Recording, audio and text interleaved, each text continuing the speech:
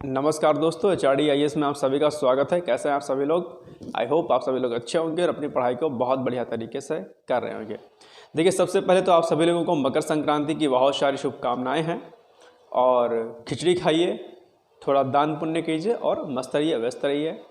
और हालांकि कुछ लोगों के यहाँ जो है कल ऑलरेडी मनाया जा चुका है ये त्यौहार, लेकिन आज जो है कहीं कहीं आज भी मनाया जा रहा है। तो जिन्होंने कल मनाया था उनको भी शुभकामनाएं, और जो आज मना रहे हैं उनको भी बहुत सारी शुभकामनाएं।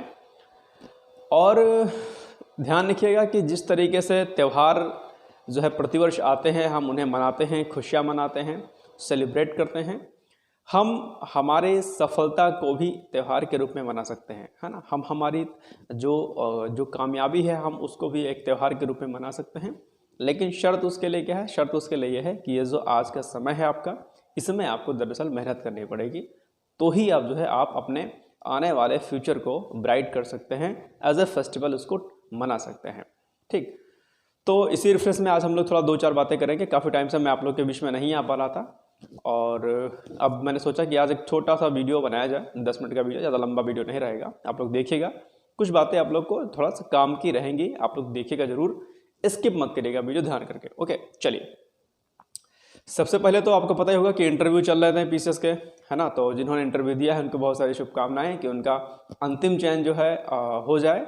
जो मुख्य परीक्षा जो है क्रैक नहीं कर पाए हैं, यानी कि जिनकी इंटरव्यू कॉल नहीं आई थी, हताश नहीं हो, पीसीएस के लिए परेशान नहीं हो। यदि आपने मेंस लिखा, आपने अच्छा प्रयास किया, तो निश्चित तौर पर आपके अंदर वो क्वालिटीज़ हैं, आप उसको इस बार डेवलप कीजिए। और 17 मार्च यानी कि जो 17 मार्च 2024 को जो यूपी पीसीएस का आपका एग्ज़ाम है, उसके लिए दमखम अपना लगा दीजिए, पुरजोर कोशिश कीजिए कि इस बार आपका फाइनल सिलेक्शन जो है एनी हाउ हो जाए, राइट।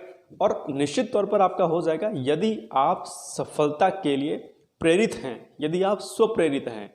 किसी के कहने से यदि आप तैयारी कर रहे होंगे तो एक अलग बात है, लेकिन यदि आप स्वप्रेरित हैं, यानी कि अगर आप सेल्फ मोटिवेटेड हैं, तो डेफिनेटली आज नहीं तो कल आप यूपी पीसीएस का एग्ज़ाम हो या यूपीएससी का एग्ज़ाम हो या कोई भी एग्ज़ाम हो, कोई भी प्रतियोगी परीक्षा हो, निश्चित तौर पर आपको सफलता मिलेगी यदि आप स्वप्रेरित हैं तो। और इसके लिए सबसे अहम है कि आपको उन पॉइंट्स को तलाशना होगा कि दरअसल आपका वे ऑफ इंटरेस्ट क्या है, दरअसल आप चाहते क्या अपने लाइफ में, है ना। यदि मैंने कह दिया कि आप तैयारी कर लो और अगर आप तैयारी कर रहे हैं आगे, तो आपका एग्ज़ाम सिविल सर्विसेज को तो निकलने वाला है नहीं, सीधी सी बात है। क्योंकि एग्ज़ाम लगातार 1 साल तक जब आप तैयारी करेंगे, लगातार जब 7 से 8 घंटे आप पढ़ाई करेंगे, तो जाके आपका एग्ज़ाम निकलेगा। हवाई में बात करेंगे, एवी बात करेंगे, तो आपका एग्ज़ाम नहीं निकलने वाला है। आरओ का भी नहीं निकलने वाला, और यूपी पीसीएस का भी नहीं निकलने वाला है, और यूपीएससी तो वैसे भी नहीं निकलेगा। तो ये कुछ बातें ध्यान रखनी है। चलो खैर, तो अभी जैसा कि आप लोगों को पता होगा कि यूपी पीसीएस आरओ का जो एग्ज़ाम है वो जस्ट अब आ गया है। और जो आरओ के बच्चे हैं उनके लिए बस मेरा छोटा सा संदेश है, और संदेश ये है कि कुछ भी नया नहीं पढ़ें। जैसा कि मैं बार बार आपसे मैं कहता आ रहा हूँ कि 2 स्पेसिफिक कंटेंट हैं आपके, 2 आपके पार्ट हैं, एक करंट अफेयर्स का और एक हिंदी का, जो अति महत्वपूर्ण हैं। महत्वपूर्ण ही नहीं बल्कि अति महत्वपूर्ण मैं बोल रहा हूँ। Very very very most important जो आपके पार्ट है वह है आपका करंट अफेयर्स का और हिंदी का। यदि आपने दोनों सेक्शन में यदि आपने 80 नंबर खींच लिया, यानी कि 80 प्रश्न यदि आपने कर लिया, तो ये मान के चलिए कि आपका सिलेक्शन कोई रोक नहीं सकता है। जीएस में तो आप इतना कर ले जाएंगे यदि आपने ठीक ठाक पढ़ाई की होगी। आप हाथ पे हाथ धरे बैठे रहे होंगे तो एक अलग केस हो गया, फिर तो क्या आप 10 प्रश्न भी नहीं कर पाएंगे जीएस के। लेकिन यदि आपने ईमानदारी से अगर आपने मेहनत किया होगा, यदि आप लगातार 2-4 महीने से भी अगर आप ठीक ठाक पढ़ रहे होंगे, तो निश्चित तौर पर आप एग्ज़ाम को क्रैक कर ले जाएंगे।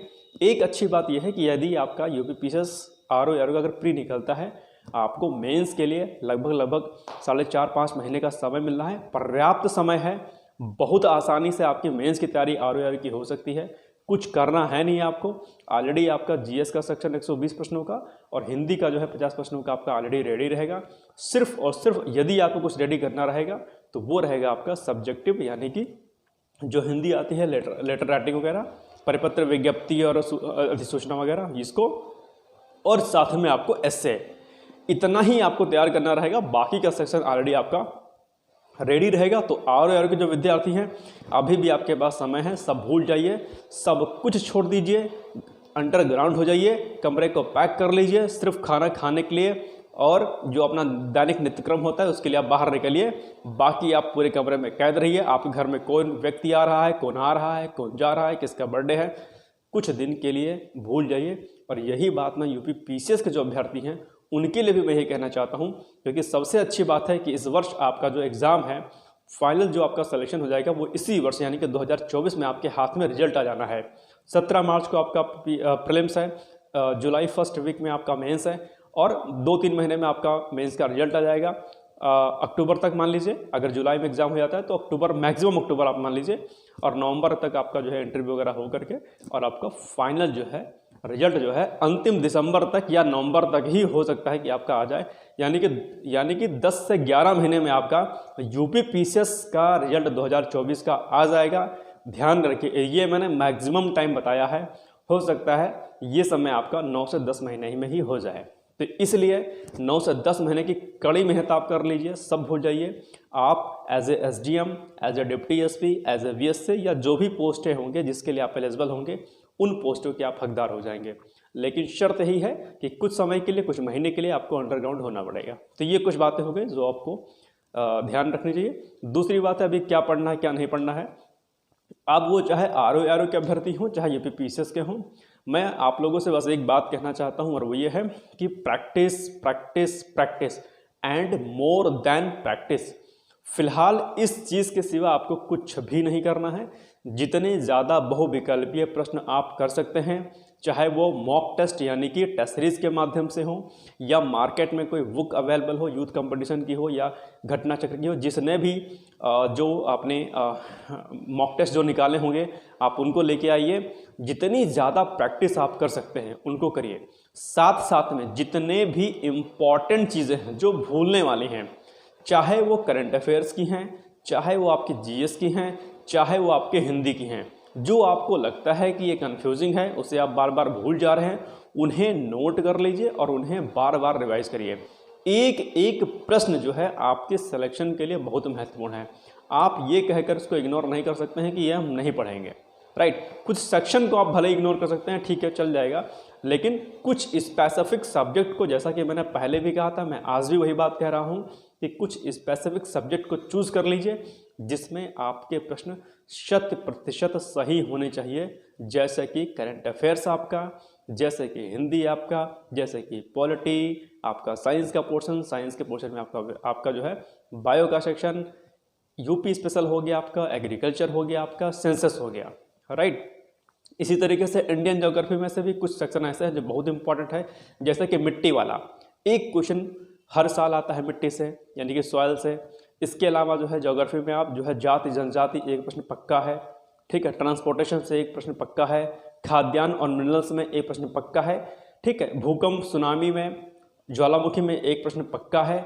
इन सारे सेक्शंस को आप एक जगह नोट करके इनको तैयार कर लीजिए, क्योंकि ये ऐसे प्रश्न हैं जो हर बार आपसे परीक्षा पूछता है, और यही आपकी स्ट्रैटेजी होनी चाहिए कि आप विगत वर्षों के प्रश्न पत्र को हल करिए और ये एक एनालिसिस करिए कि दरअसल ऐसे कौन से टॉपिक हैं जिनसे प्रतिवर्ष प्रश्न पूछे जा रहे हैं, ठीक है। उन टॉपिक्स को डायरी में, अभी भी आपके पास समय है, देर अभी भी नहीं हुई है, अभी भी कुछ भी नहीं बिगड़ा है।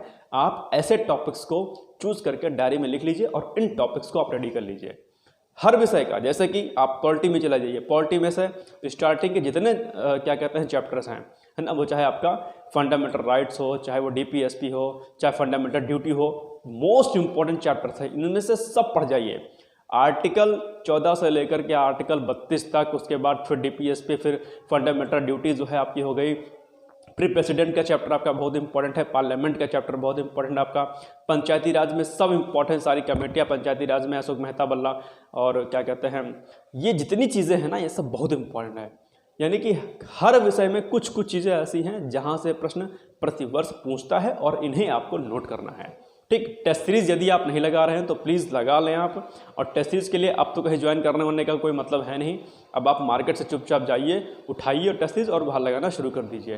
टेस्ट सीरीज के बिहाफ पे एनालिसिस करिए आपने कि कौन से ऐसे टॉपिक्स हैं जो आपसे छूट जा रहे हैं, जो आपने अभी तक नहीं पढ़े हैं। टेस्ट सीरीज से एनालिसिस करिए। और एक बात ध्यान रखिएगा, घबराइए नहीं। यदि आपके टेस्ट सीरीज में नंबर कम आ रहे हैं, आप परेशान मत होइए। आप इतना कर लेंगे टेस्ट सीरीज ना, तो आप जब एग्जामिनेशन हॉल में जाएंगे तो आप वहाँ पर प्रश्नों को कर ले जाएंगे, परेशान होने की आपको जो है आवश्यकता नहीं है। तो टेंशन नहीं मत लीजिए, दुखी मत होइए, लगातार प्रयास करिए, मेरी शुभकामनाएं आपके साथ में हैं। और हाँ, करंट अफेयर्स के लिए मैं आपको बता दूं कि कम से कम 2 स्रोत आप लोग प्लीज़ फॉलो करिएगा, किसी बहुत ज़्यादा लोगों के चक्कर में मत पड़िएगा ना, क्योंकि एक किताब से आपके करंट अफेयर्स 100% होने वाले नहीं हैं। इस बात को आप लोग ध्यान दीजिएगा, मेरी बात मानिएगा, कम से कम 2 सोर्स को फॉलो कर लीजिएगा। और 2 स्रोत आप फॉलो कर सकते हैं, कोई भी मार्केट से 2 बुक ले आइएगा, चाहे 6 महीने की हो या मंथली मैगजीन हो, जो भी हो, लेकिन मिनिमम आप 2 सोर्स फॉलो करिएगा। जो सिलेक्ट हो जाते हैं वो बातें जल्दी एग्जैक्टली आपको नहीं बताते। मैं आपको सही बताऊं तो बहुत कम लोग होते हैं जो सेलेक्ट होने के बाद रियल अपनी स्ट्रैटेजी को शेयर करते हैं, है ना। ये एक मैं बहुत कटु सत्य मैं आप सामने बोल रहा हूँ, इसलिए अपनी एनालिसिस करके आप जो है, और आप खुद देखिए कि यदि आप एक मैगजीन को अगर आप पढ़ते हैं तो क्या आप जो है 30-35% सीधे तौर पर कर ले जाते हैं? आपको आंसर मिलेगा नहीं, राइट। हाँ, आपको कोई क्या कहते हैं 2000 पेज की कोई मैगजीन दे दे और बोले कि यार इसको पढ़ के तुम चले जाओ, तो हो जाएगा भाई। या तो अब सोल्यूशन क्या है इसका? सोल्यूशन है कि 2000 पेज पढ़ने की आपकी क्षमता होनी चाहिए आपके अंदर, है ना। तो 2000 पेज पढ़ के तो फंस जाएगा, है ना। कोई कहे कि मैं तो अब एकदम इतनी मोटी कोई आपको गड्डी दे दे, बोले कि भाई यही पढ़ लो, यही आएगा निश्चित तौर पर है। लेकिन जिस हिसाब से जितने पेजेस के अकॉर्डिंग जो मैगजीन्स बनती हैं, उनके हिसाब से एक पत्रिका से की करने से आपके 100% प्रश्न नहीं बन सकते हैं, सीधी सी बात है। आप इस चीज़ को आप नोट कर लीजिए। इसलिए मैं कहता हूँ कि घटना चक्र के साथ में जो है जीएस के सेक्शन को कंप्लीट करिएगा, साथ साथ में मैगजीन 2 कोई फॉलो कर लीजिएगा, प्लीज़ कोई फॉलो कर लीजिएगा। साथ साथ में जो है हिंदी पर विशेष फोकस कीजिएगा। हिंदी के वे प्रश्न जिन पर कंफ्यूजन है उनको ध्यान रखिएगा, ठीक। और हिंदी में एक चीज़ ध्यान रखिएगा कि जो चीज़ें होती हैं ना वो पैरेलल चलती हैं। मतलब हो सकता है कि एक शब्द के विलोम कई हों, लेकिन वहाँ पर आपको देखना होता है कि जिस तत्सम में, जिस तद्भव में आपका विलोम शब्द है, उसी फॉर्म में आपका आंसर रहेगा। तो कुछ की पॉइंट्स हैं, उसको आप लोग देख लीजिएगा। हिंदी को ज़बरदस्त तैयार करिए, बाकी परेशान मत होइए, घबराइए नहीं। अभी बहुत पैनिक हो रहे होंगे आप लोग, लगता होगा कि बहुत हो गया यार, क्या पढ़ें, ये छूट रहा है, वो छूट रहा है। घबराए नहीं, ये स्थिति दरअसल सबके साथ होती है। यदि आप सिंसियर बच्चे होंगे, यदि आप लगातार पढ़ाई कर रहे होंगे, तो आपको लग रहा होगा कि यार ये भी छूट रहा है, वो भी छूट रहा है। आपको इस चीज़ से घबराना नहीं है, बल्कि खुश होना है कि यार आप पढ़ रहे हो तभी तो कन्फ्यूजन हो रहा है। पढ़ ही नहीं रहे होते तो आपको एक कन्फ्यूजन नहीं होता। इसलिए परेशान आपको नहीं होना है, हताश आपको नहीं होना है। आप अपने साथ अपने ईश्वर पर भरोसा रखिए, निरंतर लगातार करते रहिए, प्रैक्टिस करते रहिए। थीम्स वगैरह सब कुछ नोट कर लिए, करंट अफेयर्स की इंपॉर्टेंट चीज़ नोट कर लीजिए इकट्ठा, और बस प्रैक्टिस करिए। मेरी बहुत सारी शुभकामनाएं। बहुत ज़्यादा मैं लंबा वीडियो नहीं करूँगा, नहीं तो आप लोग देखेंगे नहीं। तो बाकी कोई दिक्कत होती कमेंट बॉक्स में जाकर के आप लोग कमेंट कर दीजिए, कोई क्वेरीज होती है मैं आपको बता दूंगा। ओके, फिर all the best, thank you so much, आपने इतनी देर तक सुना, और बहुत सारी शुभकामनाएं आपकी, आप सभी लोग सक्सेस हों, कामयाब हो, और अपने साथ, अपने माता पिता के साथ अपने इस देश और समाज का नाम रोशन करिए, और भारत सरकार या जो है राज्य सरकार में जो है आपको जाने का मौका मिले, वैसे मेरी शुभकामनाएं। All the best, thank you.